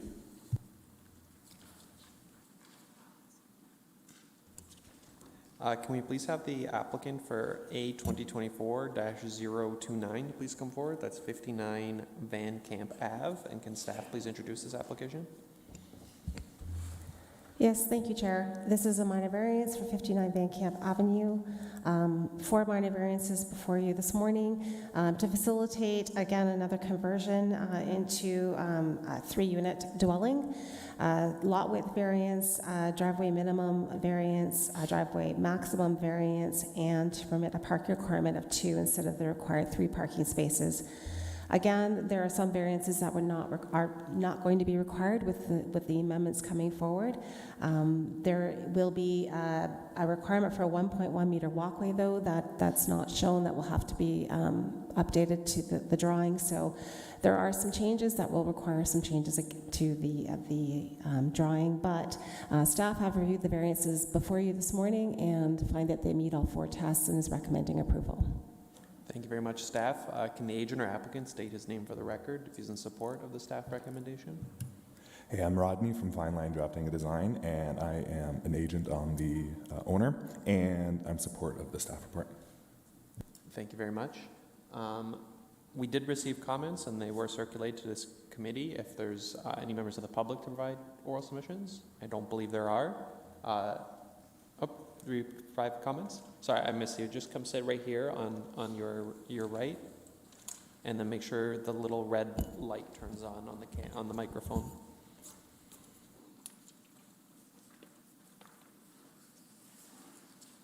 You'll see a speak button. Yep, there you go. Good morning. My name is Patricia LeBoeuf. I live diagonally across the road from this building. I think I spoke with the owner of the building, and I'm just curious if the plan drawing is one that is to be followed, because I asked specifically if the garage was going to be coming down, and I was told it wasn't. This says that it's proposed that it is going to be demolished, so is it going to be demolished? And if it's not, where are people going to park? My second question is, we're a permit street because we're right by the hospital. Currently, each house has 2 permits per household. Will this mean that with a triplex, each unit will get 2 parking permits? Because if they do, then that adds to the number of people on the street. Because right now we do have people who live on the street and use their permit to park on the street. So my first question, is the garage coming down? And if it isn't, where's the parking? They're also asking for a reduction from 3 to 2, based on 1 unit would be offered as no parking. It's a fairly long driveway. I'm just curious again, would the driveway then be filled with other vehicles and there would be a lot of shuffling in and out? So that's my concern as far as parking goes. Thank you very much. Did any of my members have questions? Yeah, Member Gabby, ask questions of the opposition. Oh, yeah, this one. Yeah, so I believe that because the requirement would be going from 3 to 2 parking, I would imagine, I'm not fully aware, but I would imagine that the hospital probably wouldn't provide 2 permits per unit, because that would be still more than what the property itself is zoned for. I was living in, when I was going to university, I was living in Old Ottawa South, and we had a long shared driveway, and especially with all the snow, nobody drove all the way to the back of the building to park there. So I'm a little bit concerned. Maybe I should save this for comments later. You feel it's better for debate? Yeah, maybe I'll talk a little bit more about the parking in debate. But generally it's required. If drawings are provided, they have to follow those drawings. So it looks like the garage should be coming down. So if they're not followed, do we get a revised plan, or are we informed that it would be changed? Can I direct that to staff about in bylaw enforcement? So there are a couple of questions there. So the minor variance is a reduction of 3 to 2 parking spaces under the current in effect bylaw. The enabling 4 units amendments that just went recently to council on March 18th would reduce the parking requirement for this site to 1 parking space. So there is an opportunity for the applicant to reconsider the parking arrangement on the site when the new zoning regulations come into effect effective March 18th. So there's the potential to keep the garage and have the required parking in there, or one in the driveway. If they still want to proceed with their parking plans as shown on the plan, then they've requested the variances this morning to facilitate that. So there are some options. What you agree to this morning will allow them to do what's on the plan, but they also have the potential to revise that with the new regulations that come into effect. That would just go through the building permit process. Staff and planning would not see that unless there was a zoning occupancy zoning occupancy certificate requested. Thank you very much, staff. Did the applicant wish to provide any submissions in response to the committee? Yeah, so that garage in the back will be demolished, and the owner didn't want tandem parking in the garage. He wanted the parking to be side by side. That's why we've proposed it in the rear yard. So proceeding with that, the garage would be removed. Save any further questions. I look forward to a debate. Member Hanna? I have a quick question for the applicant. Having read the report, the way you've got things designed currently wouldn't comply with enabling 4 units because of that entrance to the 3rd unit on the side, and you have to put a sidewalk there, and that would block the driveway. Have you considered how you're going to redesign the building? I've been in talks with the applicant, and we've been looking at different ideas. We haven't come up with a fully idea of what we want yet, though. It'll probably have to occur internally. Yes. Okay. You just cut out part of the inside units and then make a little staircase. Yeah, I was just saying it looks like you'll have to do it internally. For the purpose of keep things going, I will move the staff recommendation. Again, 2 of these variances would not be required under the enabling 4 units. The applicant has a challenge to redesign the site, but I think it's a fully functional site. The problem is he has to deal with an existing driveway. He can't widen the driveway, so. Thank you for Member Hanna for the motion. Can I get a second? Member Gambetti, second. Thank you. And then did you still have some comments for debate, Member Gambetti? Yeah, if the requirement is for future will only be 1 parking, then I'm less concerned about this. Though I imagine prospective tenants might see the driveway and might think, oh, I can maybe park there. It's definitely a tight squeeze, so and given some of my personal experience in Ottawa with a tight driveway there, I didn't have a car, but because it was a shared driveway, someone else did. Yeah, if the requirement is only 1 parking, then it's not too big of an issue because they can just park in the front, and that would, I believe, probably resolve the walkway to the side. If the parking in the back is just kind of surrendered, I guess. Yeah. Thank you, Member Gambetti. Any further debate? If not, we go to a vote. Ma'am, Excuse me, can I add to this? is it for planning? We asked for submissions, and you submitted your submissions. I guess, just keep it very brief. I asked that they keep very brief and very focused on the issues of the minor variance. Okay, so my name's Andre Dumont. I'm homeowner of 55 Van Camp, which is just south of the applicant. I do have questions about the application and not necessarily pertaining the parking space. Can I bring it up to your attention? Or? I guess so. The drawing for the application, just wondering if this is based on a recent survey. Yes, it's based on one that was received, an older survey that was done, not a new survey. My concern is with the egress window that was installed on the south side of the house.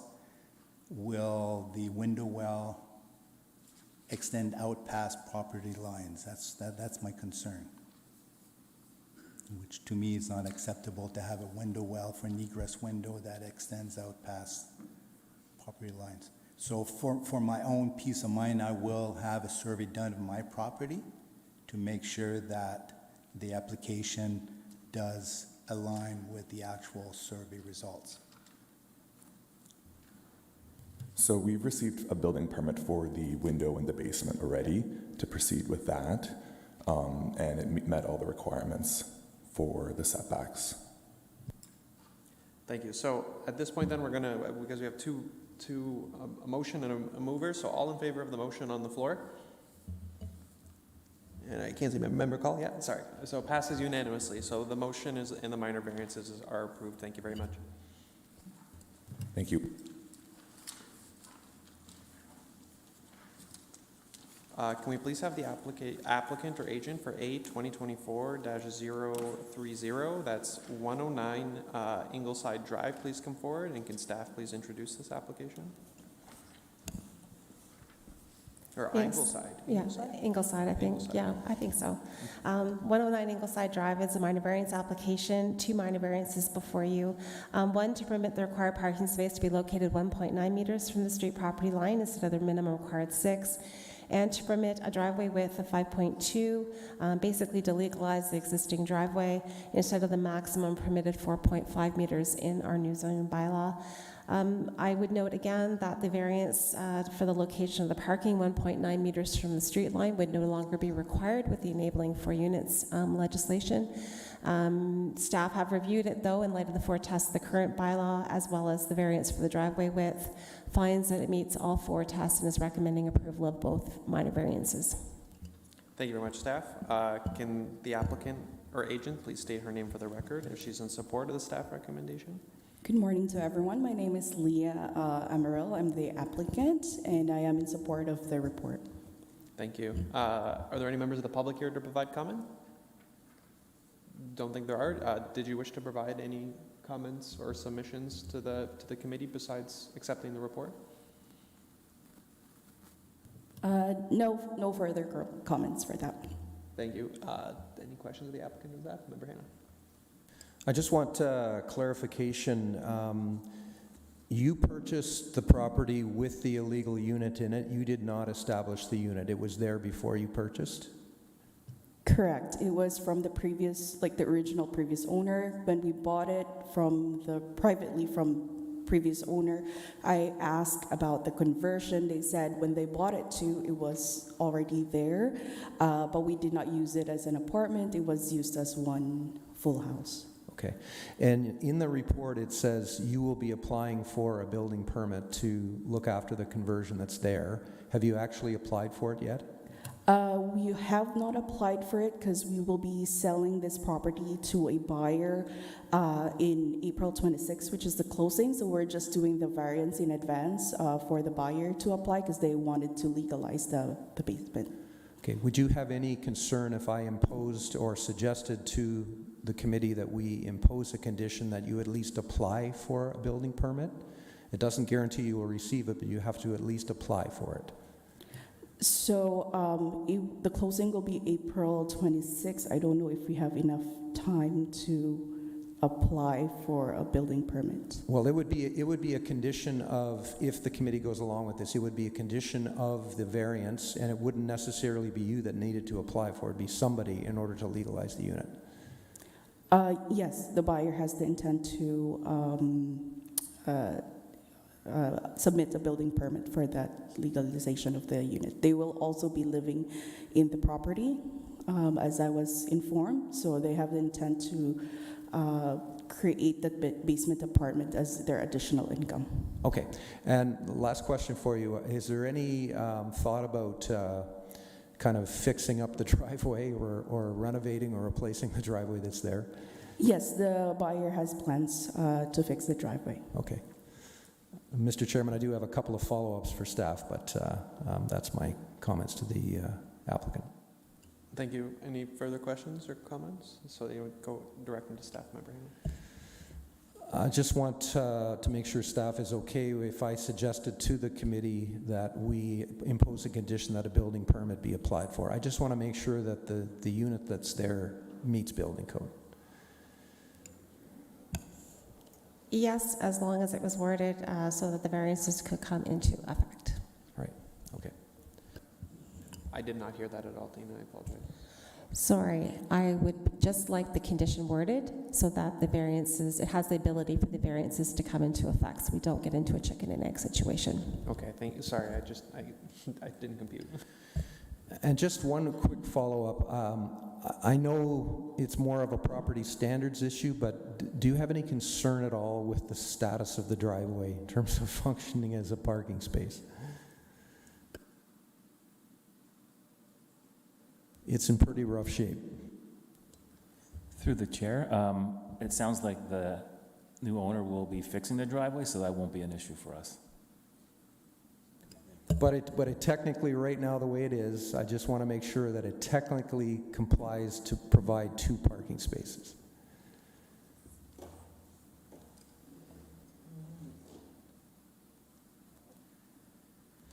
While the picture may not look good, that's actually not too bad considering some of the other things that I've seen.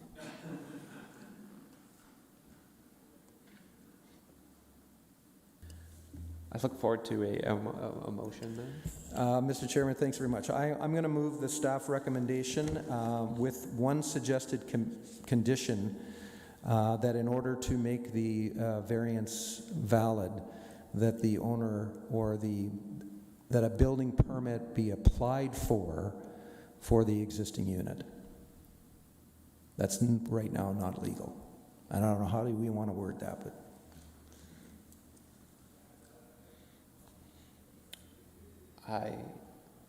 To be honest, I've never experienced this. So is the committee entitled to add this condition? I thought the requirement was that it had to be reasonably attached to the land. I can't find the provision in the Planning Act. Yeah, we used to, first of all, when I was dealing with Committee of Adjustment matters in Guelph and Oakville, we used to apply this condition all the time. And we used to, as a committee, Bob, do this as well. And staff were worried that a building permit be issued was the way not to word it, because then you get the chicken and egg. What I'm trying to say is that simply a building permit be applied for the existing unit as a condition of this variance. Yeah, Member McCall. Thank you, Mr. Chair. I do remember the days when building permits were a requirement of this committee, but maybe a question through you, Mr. Chair, to staff. Can a building permit be transferred from one owner to the next? Or a building permit application be transferred from one owner to the next owner? Yeah, so I think the appropriate condition would be that application be made for a building permit, and then when the property sells, the new owner can come in and for their building permit, should they wish to legalize the unit, and then the variances would come into effect. It's not a requirement that this current owner apply for the building permit. The condition would just be that an application be made for a building permit, and then the new owner can come in and satisfy that. That's my wording. So, just to be Bob and a little obnoxious, we're putting requirements on a future owner who is not yet an owner for a building permit to be applied for now before the purchase and sale? Variances run with land, is my understanding, so we're putting it on whoever owns this parcel. Could be now, could be 3 months from now. We're encumbering the land. Think of it almost like an easement. Just because I sold the property, the easement's still there. Think about it like that.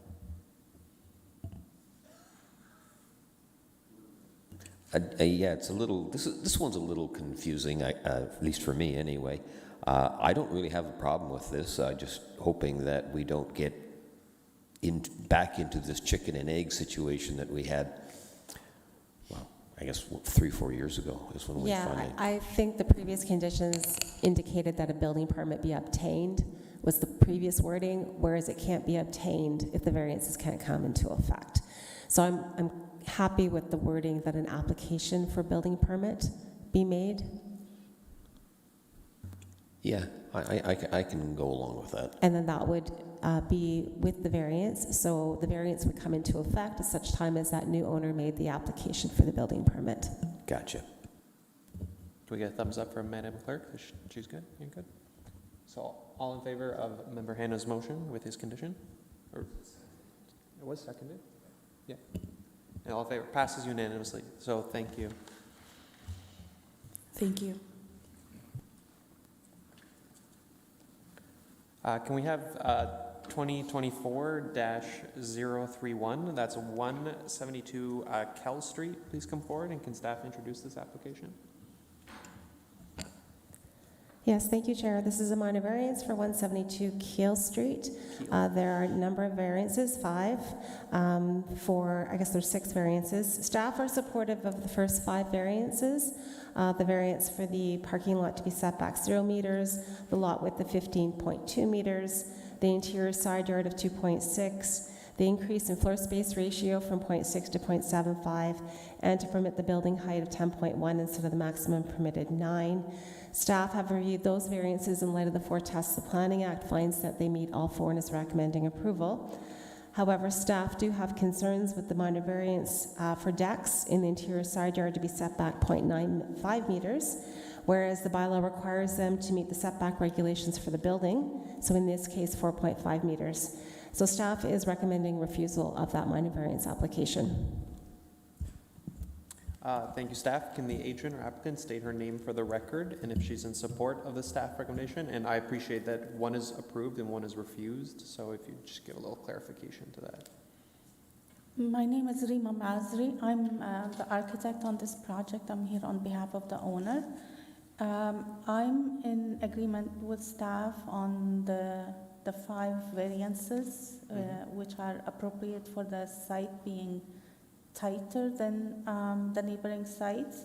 However, number 6, I'm of the opinion that an outdoor area for the future residents is important, and also that when people are outside, I believe that they have lesser expectation for privacy than they're indoors. So I think we should balance the needs of all the residents, the neighbors, and the future residents of this building equally.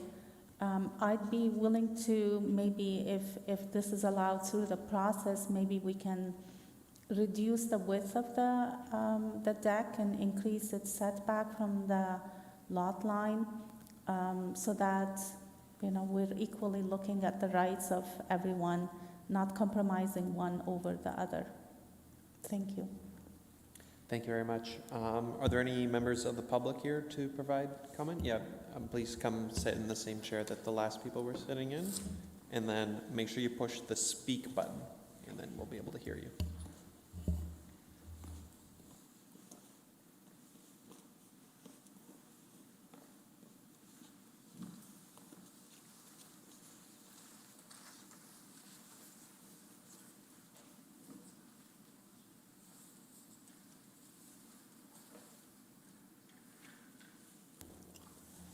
Thank you. We are both living on, they're in the middle, we're both on both sides, and we're here in the variance of the property they want to make the townhouse in regards to As for the frontage, it will be extended out further than what the homes that are there now, and not looking towards the road. And we do not like how it's going to be extended out further. And the variances as to, as I live on the south side, and my property on the side is sloped, so there is the water drainage that is very concerning to me as to knowing if they're going to do the water drainage properly. And I feel a retaining wall should be put down all along the side there. And as well, I have a retaining wall in my backyard, and the variances of them digging it up and, damaging the settling ground could ruin my retaining wall now or in the near future. And having the 3-story is very concerning, not for me, but for other neighbors, for privacy, because it's very high and it doesn't really fit into the neighborhood, especially with the way it's sitting lengthwise. We're going to have people looking down on us, and our neighbors are not for this at all. And as far as the variant 6, the privacy code, especially with the top deck, why do they need a top deck when they have the bottom deck, which on the main floor, which is sufficient enough? And then with the variance of them installing a garage at the very bottom, is making it a lot taller. But if they were to put it either, like we have Habitat behind us, put either an extra parking lot and extend it, and then put the garage on the side or in the front, then it wouldn't make it so high, and it would be 2 stories. And as shown in the diagram, there is fencing all the way around. And right now, the fencing that is there has been there for many, many years. And the variances of this fence, I noticed there is a little retaining wall there, but it should be all along the yard, the property, because my property on the south side is sloping, and that picture is my house on Keel 176 Keel. I am very, very concerned about this because of the water and possibly drainage coming from those houses. It's going to be a lot noisier. There's going to be crowds. And then there's also the parking concern, which is a variance. And it doesn't look like there's going to be adequate enough parking for the 5 units for the visitor parking. And I'm telling you, we already have an apartment across the street. We are in a school zone, and you wouldn't believe sometime the way the cars parked on the side of our streets. It's both ways, and it's very dangerous. And the Habitat as well. We have so much, and it also, the variance does not specify as to it will be a rental or condos, and our concern is the upkeep of these rentals, which are not good, and bylaws do not enforce nothing unless you notify them. And and the garbage right now in the backyard, there is a pile of garbage, and I am concerned, we are concerned for rats and other things, and we're just very concerned. This is affecting my property, her property, and it's just not, it doesn't feel good or look good at all. Thank you very much. Thank you. I didn't hear your name, just for Madam. Oh, sorry about That's that. okay. I'm Annette Farwell, and I've been there on the street for many years. I grew up on Keel Street, and this does not feel good at all. Okay, thank you. And then say your name, and then we'll hear your submissions. Yeah, my name is Sylvia Herring, and I share part of the property beside them. And we have a hill at the front, and their property is like rolly, and it's really low at one section.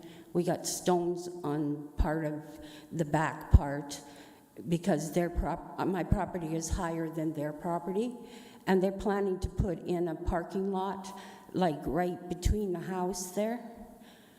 And so they're going to move it long ways, and then they're going to make the parking lot on my side going down. And there's a hill there. Part of it is my property, and so I want to know how are they going to fix that up to make sure that there's not going to be any problems with the hill falling down or whatever. And I also want to make sure that they check to make sure what's in there, because I know my pipes for my furnace was pushed through that hill. So where it is in the hill, I have no clue. Thank you for your submissions. Did any of my fellow members have questions of either deputants? Yep, Member Hanna.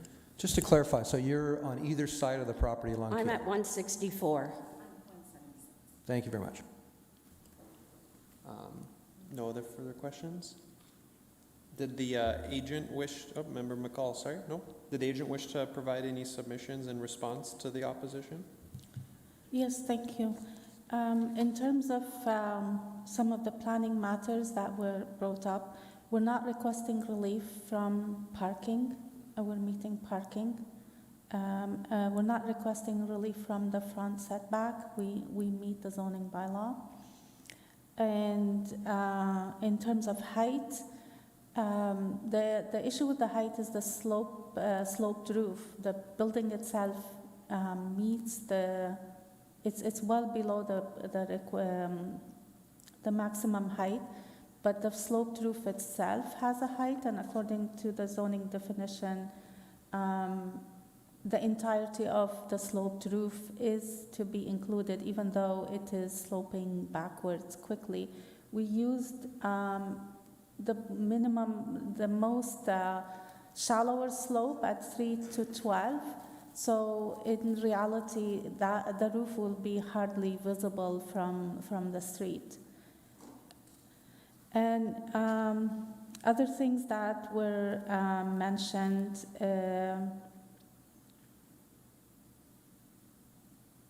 in terms of the retaining wall, there is a civil engineer retained who's looking at the grading and the storm management of the site. There will be a retaining wall, and it is actually shown on the site plan. It is noted. Garbage will be indoor, and it's only 5 units, so there'll be pickup on the street. Like all the concerns about soil retainage, all of that will be dealt by appropriate engineering. We have structural engineer, we have civil engineer, so all that will be submitted through the building permit. Finally, this will be sold as condos to families. The units have 2 to 3 bedrooms. So the property will be kept appropriately to standards. Thank you. Thank you very much, ma'am. Did any of my fellow members have questions of the applicant or staff? Yeah, Member Hanna. How many units are in the building right now? Simply as detached, or is it duplexed, or what is it? It's 1 unit. 1 unit, okay. And were any considerations made to another different design of this particular property? And I'll ask, the reason for asking that question is, under the enabling 4-unit bylaw that was just passed by council, I think you would fully comply to, say, make an addition to this house, renovate it internally for 4 units, maybe put a small, tiny home in the backyard, 1-story high. Was any consideration given to that by your owner? We looked at that originally. However, the building is not in a good condition, and then there is kind of 2 pieces to it to reconcile. The garage building and the existing building is very difficult. So that's why that idea was dismissed. In terms of why 5 units, we simply want to maximize the economic viability of the development. You know, interest rates being what they are, the lot was expensive. So if it's less than 5, the project won't be feasible. Like, we're not going to CMHC or so, because the project is so small, so it will be private financing. So if we don't do the 5 units, then the project won't go forward. Thank you. With your permission, Mr. Chairman, I have a follow-up to staff. Sorry for putting you on the spot, but I believe that this site would qualify for 4 units in terms of its size under the enabling 4 units. Yes, it would. And I think under that enabling 4 units, there would be a number of different options that would be possible here. You could renovate the house, you could add an addition, you could put probably 2 smaller units in the rear yard, correct? Yes, there are options under the enabling 4 units zoning regulations that were recently adopted. I would note that planning staff, when the requirements for a zoning occupancy certificate, when these come in, because we don't have site plan approval anymore, staff try to work with the applicant during that process, suggest built form options, changes to the plan that would be supportable through the variance process. So we do have some initial conversations with the applicant, but it is up to them what they submit. Thanks very much. When the time comes, Mr. Chairman, I will have comments in committee. Thank you. Unless there are further questions, I look forward to a motion, whichever brings the motion makes it clear about whether or not it's a staff recommendation or approving all the variances. Yeah, the applicant, you want to make further submissions?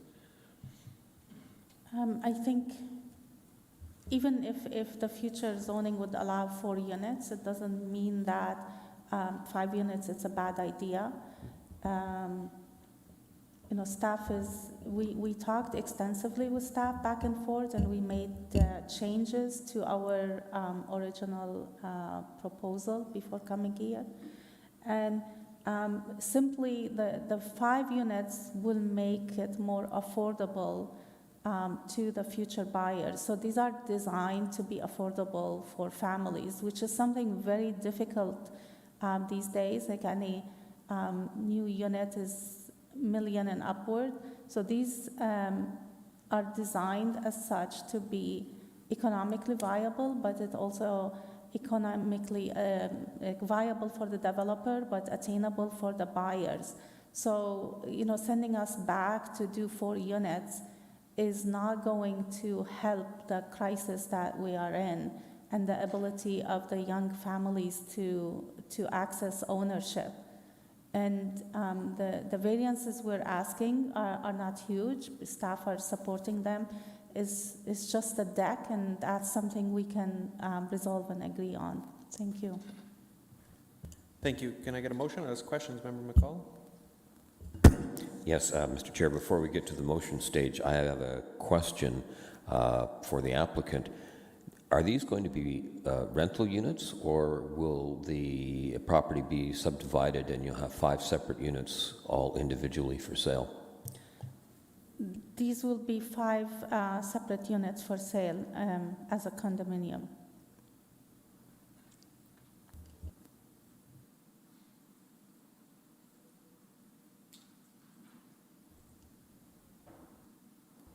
Thank you. Any further questions, Member Gambay? Yeah, you're welcome to move. Welcome to move. I will move the staff recommendation.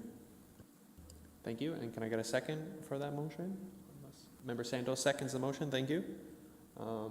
I'll cheat. I'm in support of the balconies. I think it's a little hyperbolic to suggest that, not the balconies, I should use the right word, the 6th variance is somehow gonna make or break the deal. So if I can just get the feeling, unless all of you guys just support the staff recommendation. Yep, Member Just to clarify this, the staff recommendation is that Part A is approved and Part B is refused. Exactly, yeah. I support A and B personally, and if there's no appetite for that, I wouldn't want the variance to fail. And I'm guessing there's no appetite for that. Okay, no. Oh. Mr. Chair, maybe we should have a bit of discussion about Part B. I'm not going to say which way I'm going on it, but I think it's something that should be talked about. I think to hold up a development on a small external patio, I think it's an overly technical zoning bylaw. Like, I appreciate it is a zoning bylaw, but they're getting the variance to it. I think the official plan supports outdoor amenity space. But again, I'm not going to be too hung up if my fellow members don't agree with me. Yep. Yeah, I'm just with I'm just a little worried about overlooking to the yard, just the property just to the south. I mean, I guess it's not too different from the windows, which are a floor up. Yeah, I mean, I'm open to someone putting forth a friendly amendment to approve all of the variances, B as well. If someone would like to, we can kind of get a sense of what people feel about that. Yeah, let's, I think we're going around the bush. Can I get one of the non-chair members to bifurcate it? We'll do 2 votes again like we did on the last one, and I think we're just talking in circles. So can I get a motion to vote on part A? Member McCall, yeah? Yeah, I move that we split A and B into 2.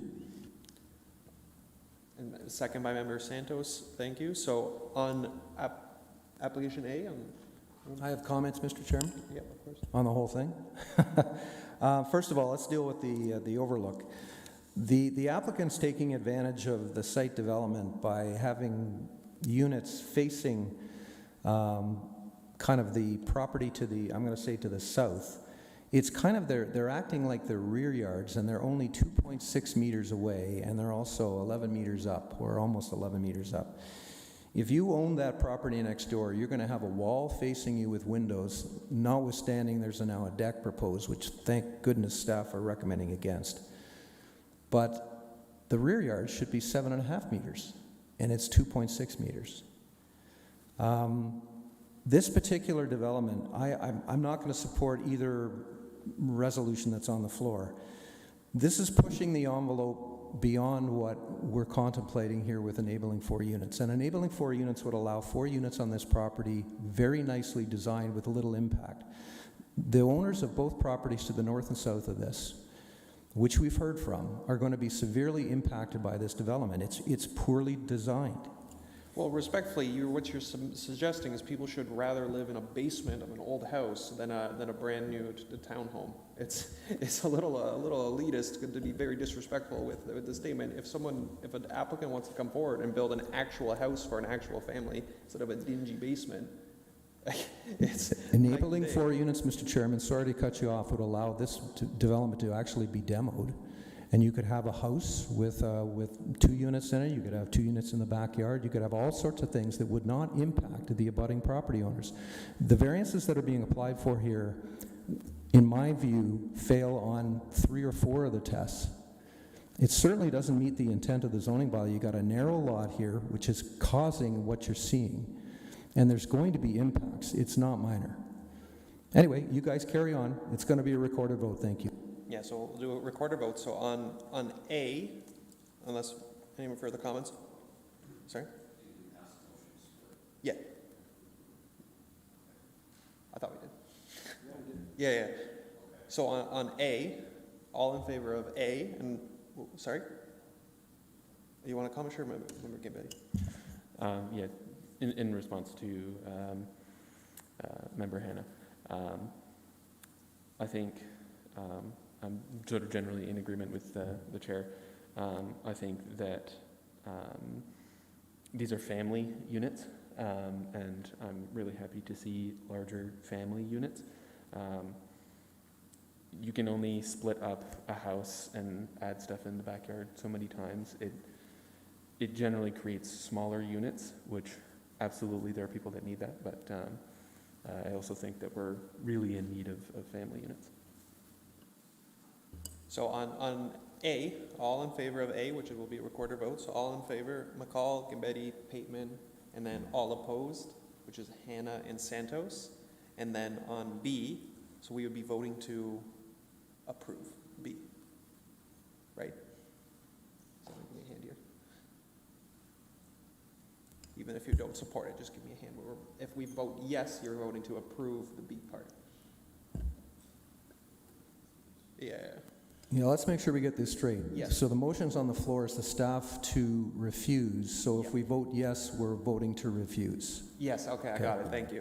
Okay, so all in favor of refusing, or adopting the staff recommendation, let's use a better word, adopting staff recommendation. So McCall, Hannah, and Santos, and all in favor of rejecting the staff recommendation and approving the variance is Gimbetti and Pateman. And I guess we'll record that too, just for fun. So variances 1 through 5, which is the A, have been approved, and then 6, which is the B, has been refused. Thank you.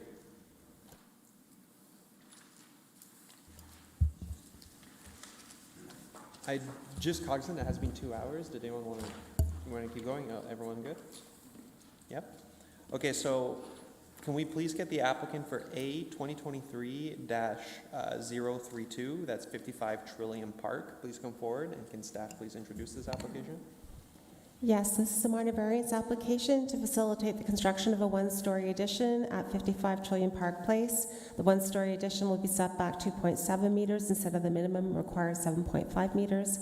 Staff have reviewed the location of the addition in accordance with site plan application, have reviewed the variance in light of the four tests of Planning Act, is recommending approval. Thank you very much. Can the agent or applicant state his name for the record and if he's in support of the staff recommendation?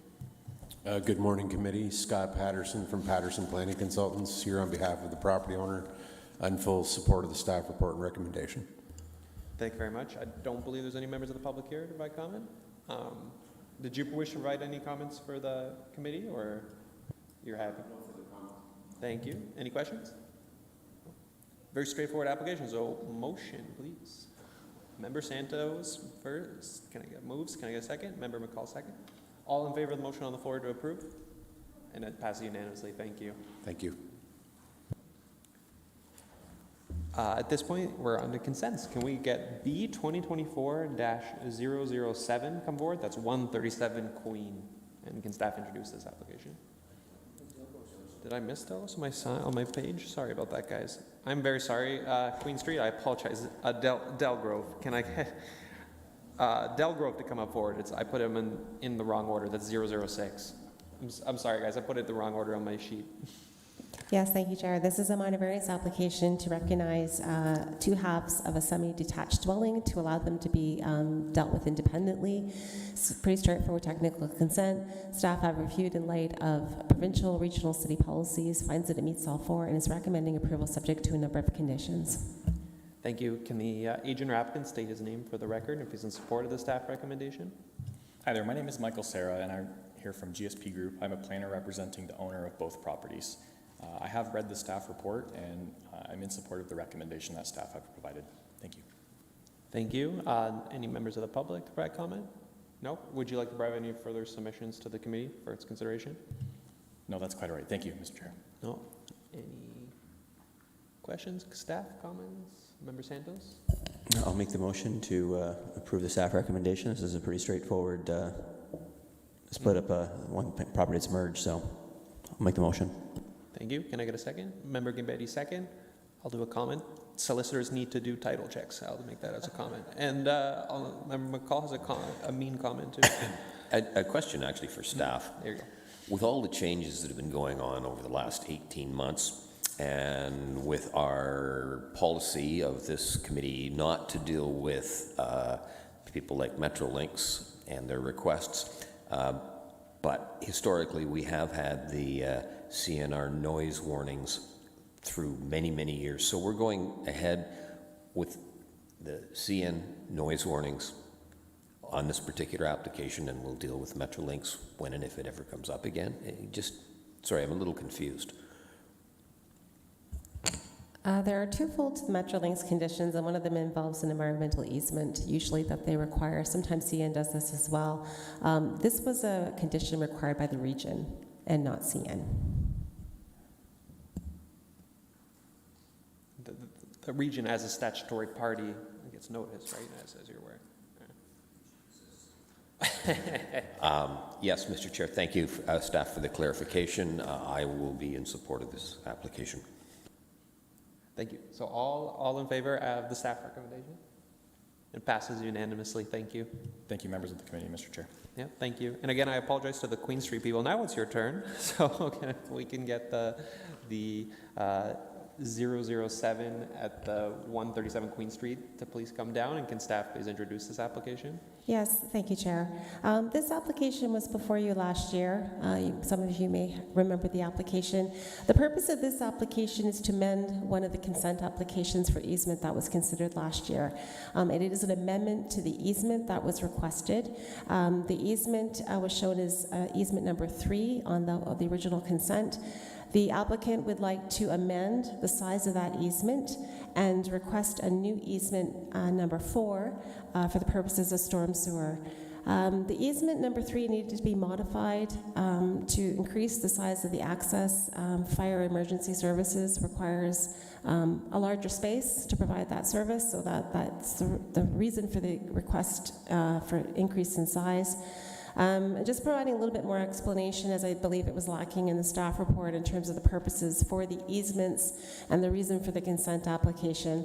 So really, it is to modify the previous consent application that was before you last year. We can't technically create those easements yet because the parcels haven't been created, so it really is an amendment to that previous consent application.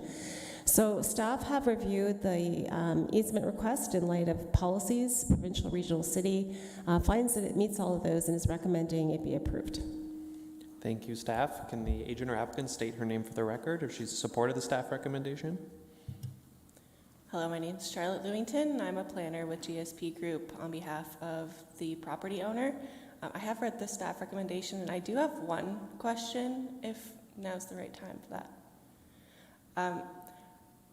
Since it's an affordable housing development, it was exempt from the city's planning application fee, and there was a recommendation that we pay the regional review fee of $350. I just am hoping staff can confirm whether this application is also exempt from that, or I just don't recall what the original, if we paid that or if we were exempt.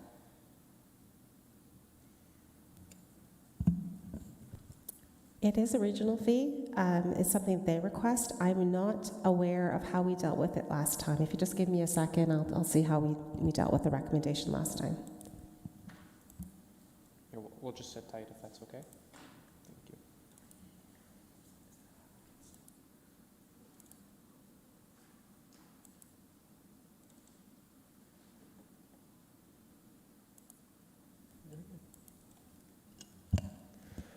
I have a tiny little nitpick for the site plan. It took me a little bit to find the north arrow, and I think it's about 45 degrees off, so it took me a little bit to figure out what church was actually involved. Yeah, just a tiny little nitpick.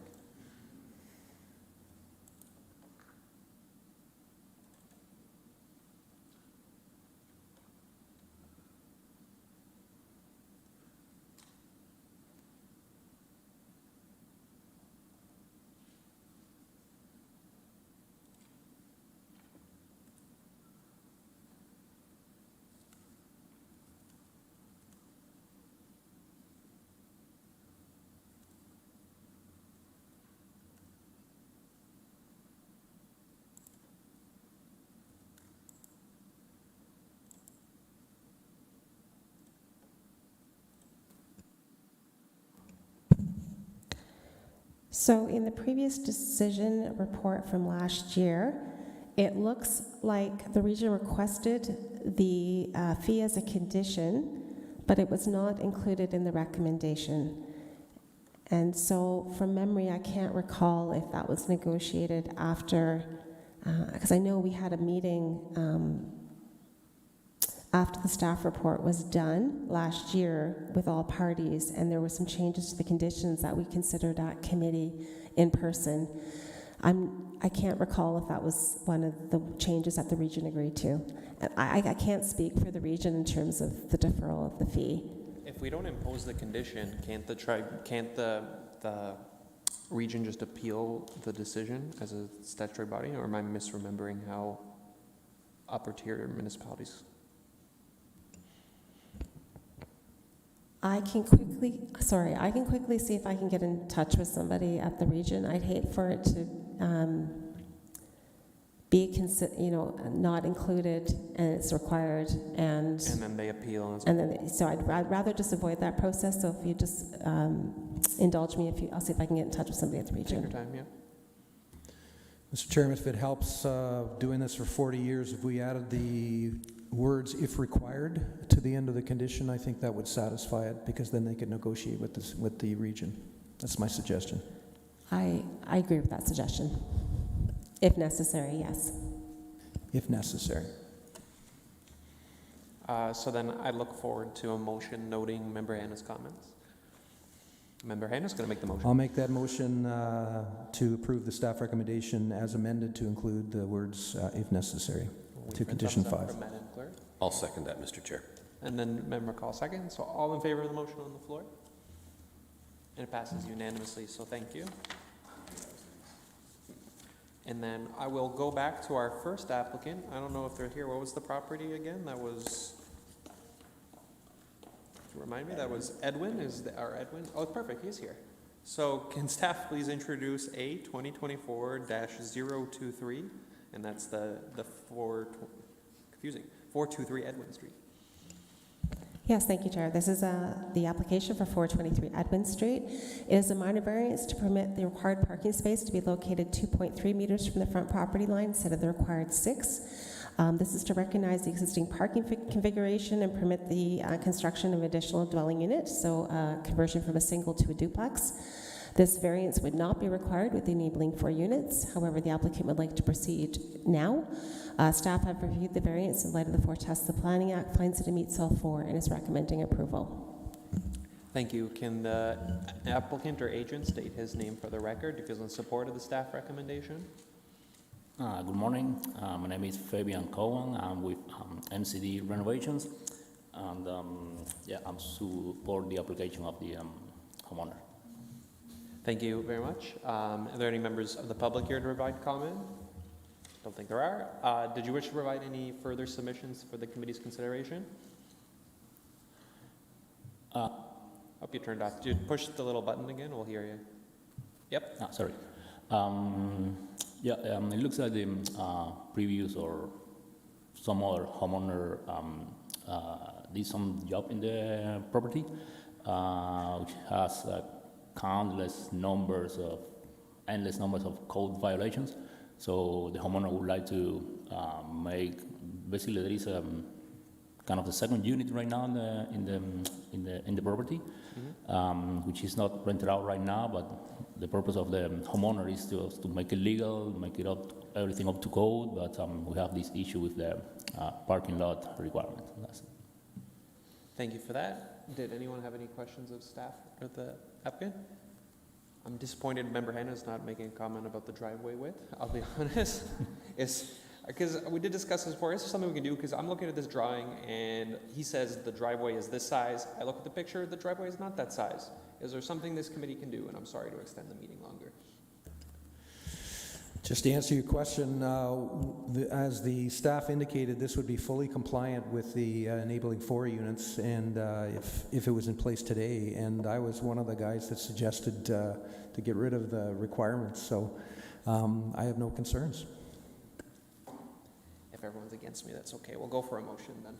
So, the favor of the staff recommendation motion? Not that I'm imposing a motion on somebody. Member Santos? I'll make that motion. Okay. Second, and seconded by Member Hannah. So all in favor of the motion on the floor? It passes unanimously. Thank you. It's approved. And can I get a vote to adjourn the meeting? Motion adjourned. Motion to adjourn. Santos, McCall, all in favor? The meeting is adjourned. Thank you, everybody.